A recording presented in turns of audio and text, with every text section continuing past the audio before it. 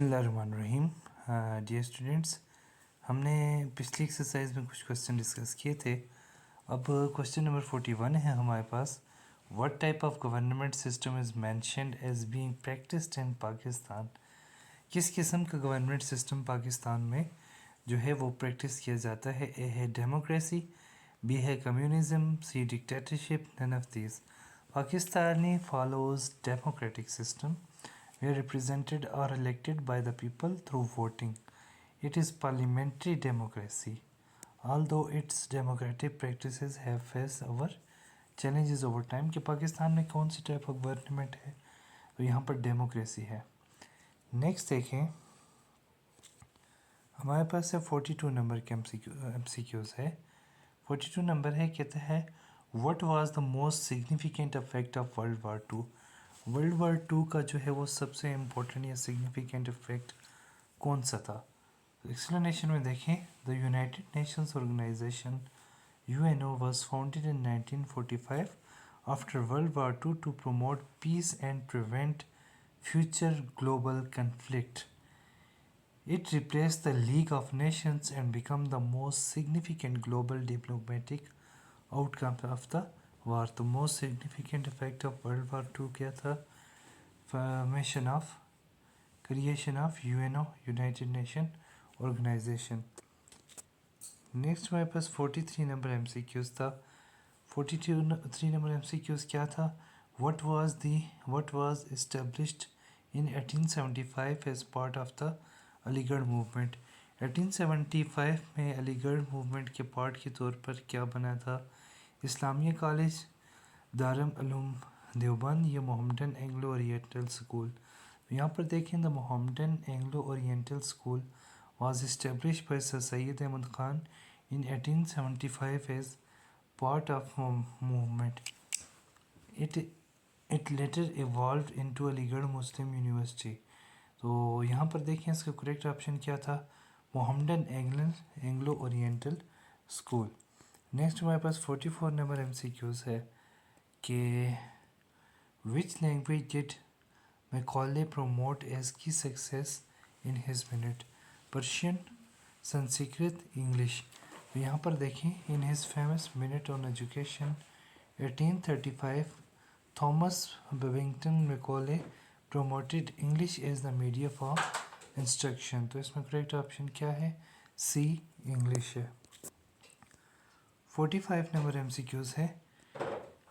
देखिए, what portion of his property Quaid-e-Azam dedicate to Islamia college Peshawar.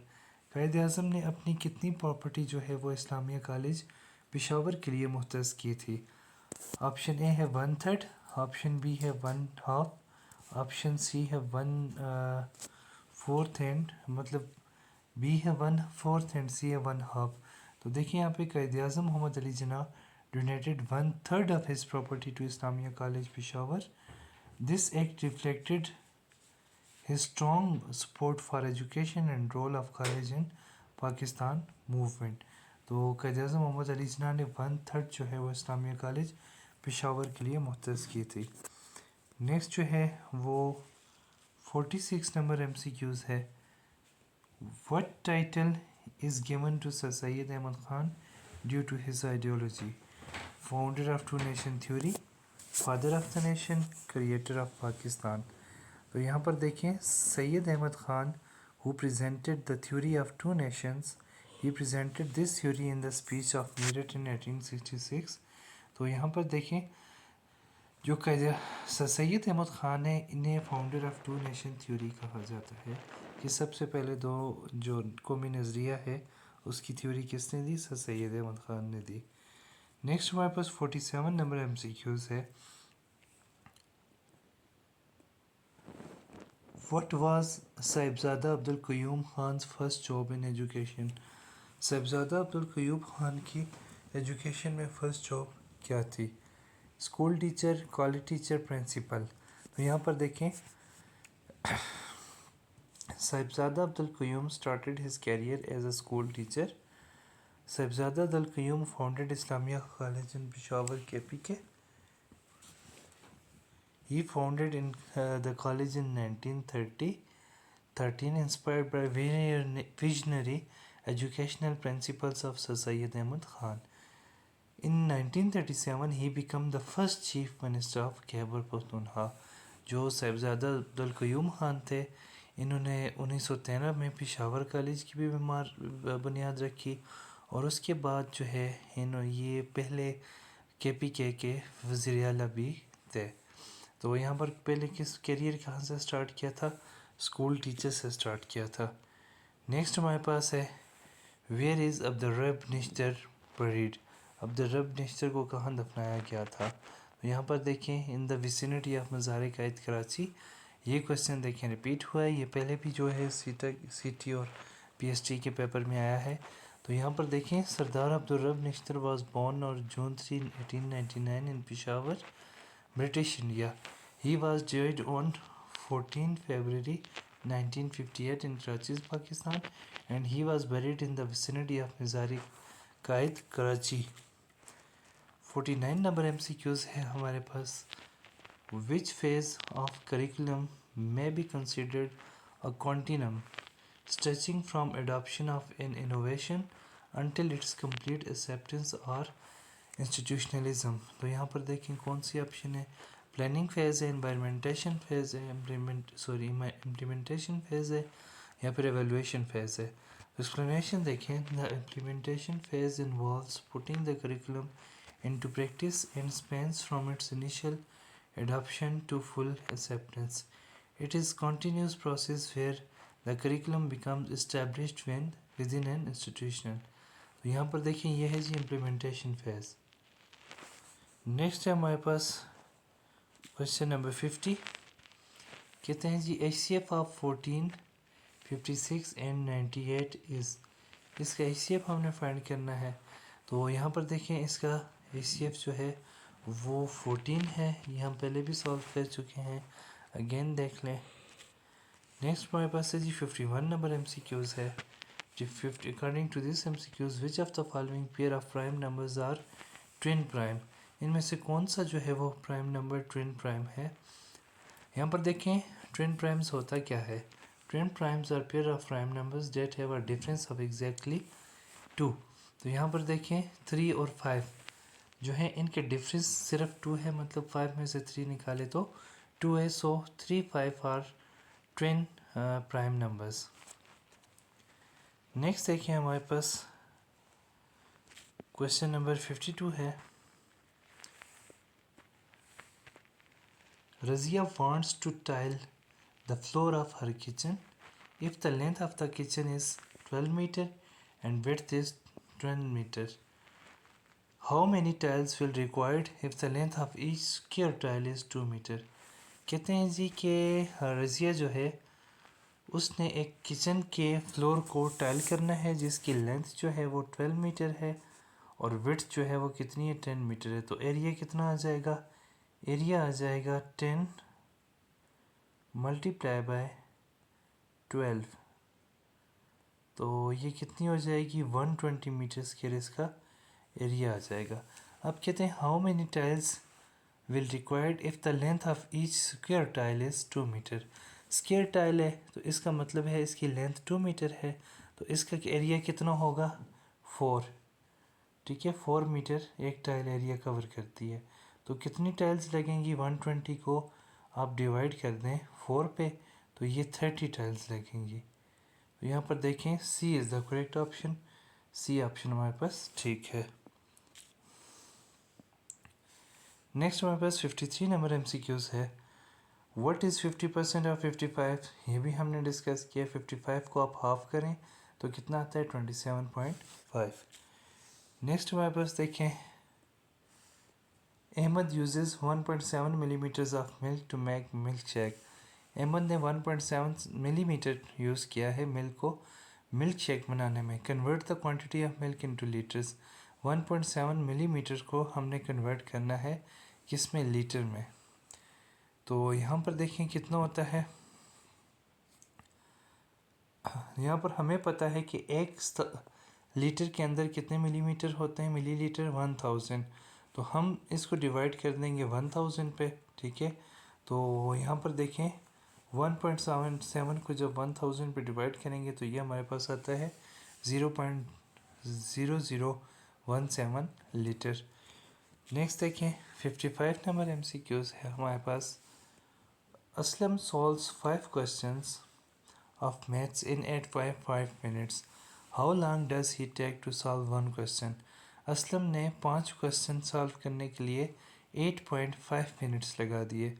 अब बताएं उन्होंने एक क्वेश्चन को सॉल्व करने के लिए कितने टाइम लगाया। तो यहाँ पर दिखाएं, देखिए हमने किसको करना है, 8.5 को डिवाइड कर देना है 5 पे, तो हमारे पास आ जाएगा किसका, एक जो है क्वेश्चन सॉल्व करने का टाइम। जब हम 8.5 को 5 पे डिवाइड करते हैं तो ये आ जाता है 1.7 मिनट्स। तो B is the correct option. Next देखें 56 नंबर MCQs था हमारे पास। The 11th term of the sequence 3 11 19 27, ये भी हमने सॉल्व किया था।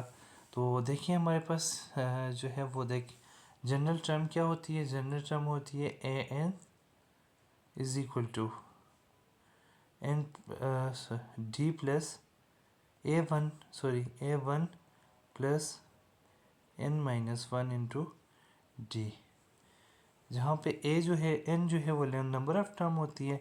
अब हमने फाइंड करनी है 11 टर्म, तो ये हो जाएगी A11 is equal to A1 कितनी है 3 प्लस 11-1 मीन्स n-1 है, ये हो जाएगा 11-1 क्योंकि हमने नंबर ऑफ टर्म 11 है। डिफरेंस 11-3 करें कितना आता है, 8 आता है। 19-11 तो ये क्या आता है, 8 आता है। तो ये क्या हो जाएगा 3 प्लस 11-1 10 8 सर 80, तो क्या हो जाएगा 83। तो कौन सी ऑप्शन करेक्ट है यहाँ पर, सी ऑप्शन करेक्ट है।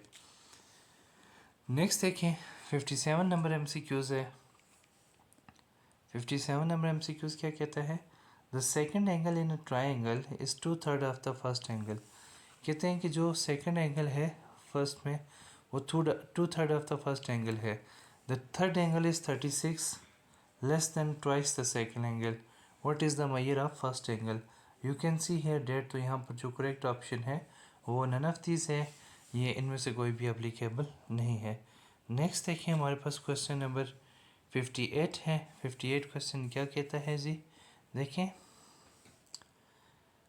27 डिक्रीज 4/9 इज़, तो देखें 27 डिक्रीज 4/9 इज़, तो 27 को मल्टीप्लाई कर देंगे 4/9, तो ये हमारे पास आ जाता है कितना 12, और 27 में से अब हम 4/9 रेशो को माइनस करेंगे तो ये हमारे पास आ जाता है 15। C is the correct option. 59 नंबर MCQs है हमारे पास। If 14 men can paint a masjid in 12 hours, 14 लोग जो हैं वो मस्जिद को 12 घंटे में पेंट करते हैं। In how many hours can 10 man paint the same मस्जिद, तो 10 लोग उस मस्जिद को कितने टाइम में पेंट करेंगे। तो यहाँ पर एक्सप्लेनेशन में देखें, total work is equal to 14 man multiply by 12 hours, 168 man और आवर्स। टाइम फॉर 10 मैन, तो देखें 168 डिवाइडेड बाई 10, 16.8 आवर्स में जो है 10 लोग इसको कंप्लीट करेंगे। तो C is the correct option. 60 नंबर MCQs है हमारे पास। This flower is dash then that one, most beautiful, more beautiful या ब्यूटीफुल, ठीक है।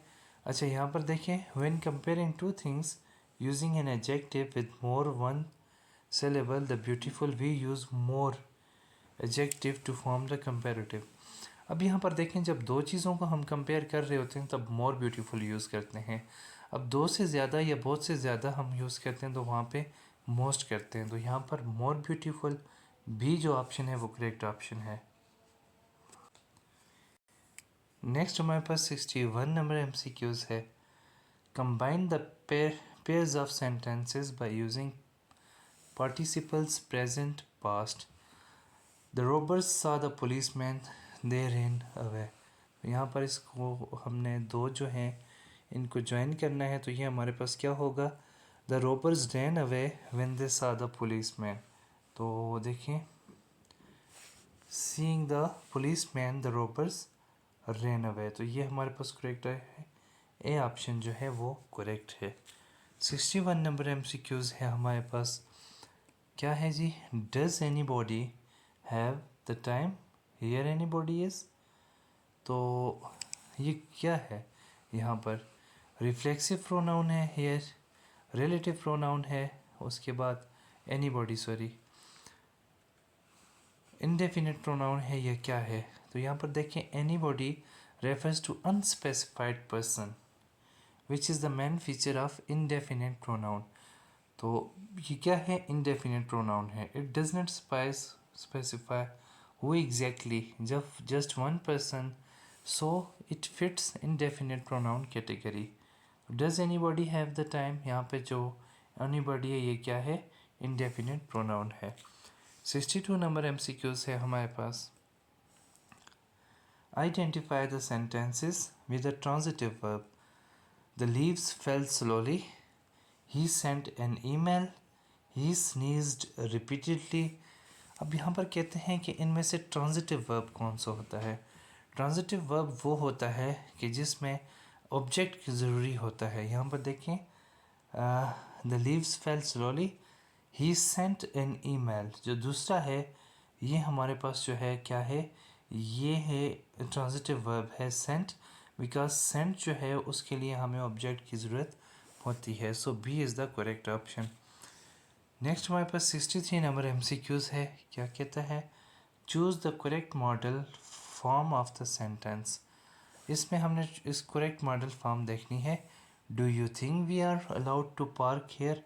तो यहाँ पर देखें क्या होगा। डू यू थिंक एक्सप्लेनेशन में देखें, मैं इस correct model for asking permission, it matches the idea of being allowed to do something.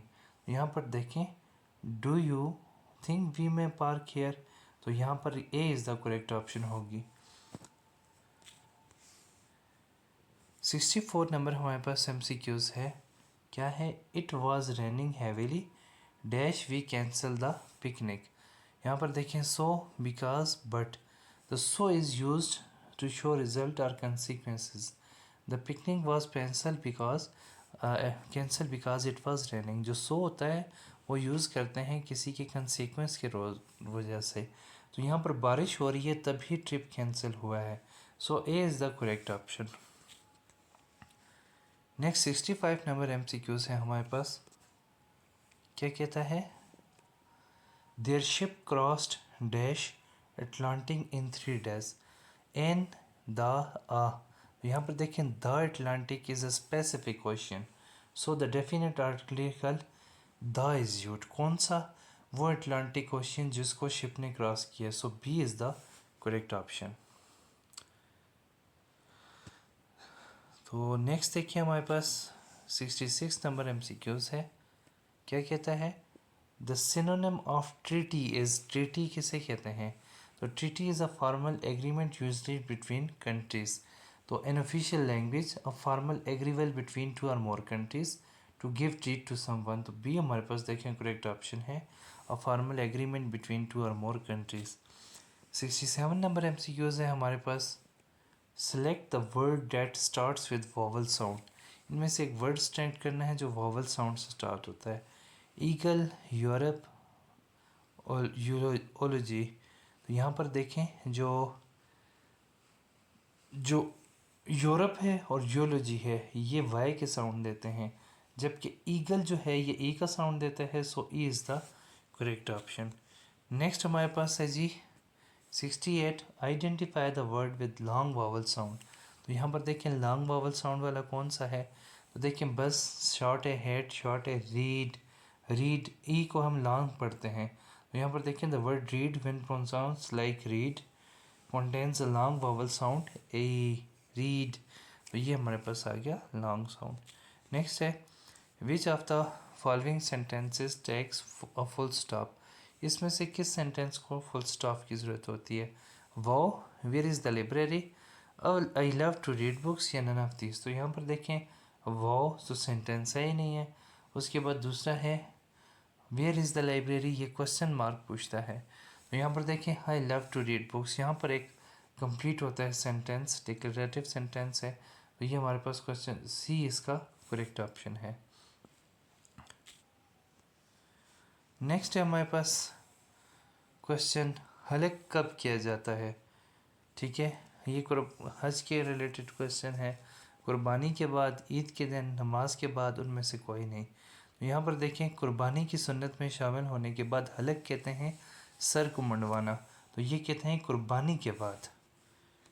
Next जो है हमारे पास क्वेश्चन है क्या कहता है क्वेश्चन, रमज़ान मुबारक का महीना क्या एक नाम शहरुल मवाक़ी है, इसके मानी क्या है। शहरुल मवाक़ तो गम ख्वारी का महीना, बरकतों का महीना, रहमतों का महीना, इनमें से कोई नहीं। तो शहरुल मवाक़ का मतलब है गम ख्वारी या गम वो नदावा का महीना। ठीक है, तो इसमें हमारे पास कौन सा है, question number A is the correct option. Next हमारे पास है किरामन कातिबीन का ज़िक्र किस सूरत में आया है। तो देखें, सूरत कलम है, सूरत वाक़या, सूरत अल कितार है, या फिर इनमें से कोई नहीं है। यहाँ पर देखें, यहाँ पर सी जो है वो हमारे पास करेक्ट ऑप्शन है। नेक्स्ट देखिए क्या है जी, अबू सुफियान ने जंग बदर के बदला लेने के लिए कितने सवारों के साथ मदीना मुनव्वरा के करीब एक चरागाह पर हमला किया। 300, 200 या फिर 100। तो सवारों के साथ मदीना के करीब कितना किया, तो 200 सवारों के साथ।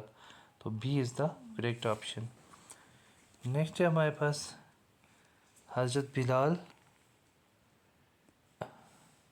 रूमी रहमतुल्लाह अलैह की वफ़ात किस शहर में हुई।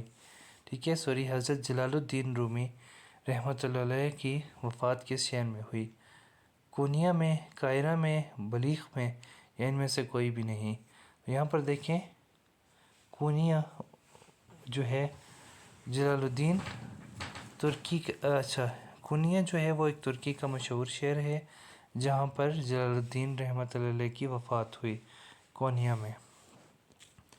नेक्स्ट हमारे पास है क्वेश्चन, हज़रत ईसा अलैहिस्सलाम इब्ने मरियम, हज़रत ईसा इब्ने मरियम अलैहिस्सलाम हज़रत मोहम्मद सल्लल्लाहु अलैहि वसल्लम की आमद के तकरीबन कितने साल पहले पैदा हुए। तो यहाँ पर देखें, जो एग्जैक्ट क्वेश्चन है उसका क्या मतलब है, तो ये है 574 साल पहले पैदा हुए।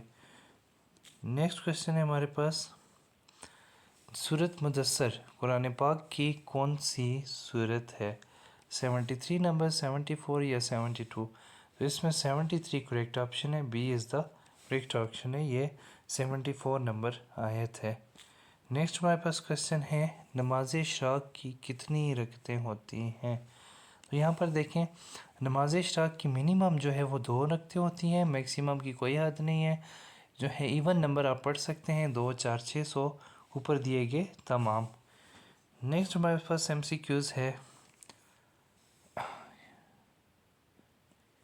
ये क्वेश्चन आया था तो ये आपने देख लेना है।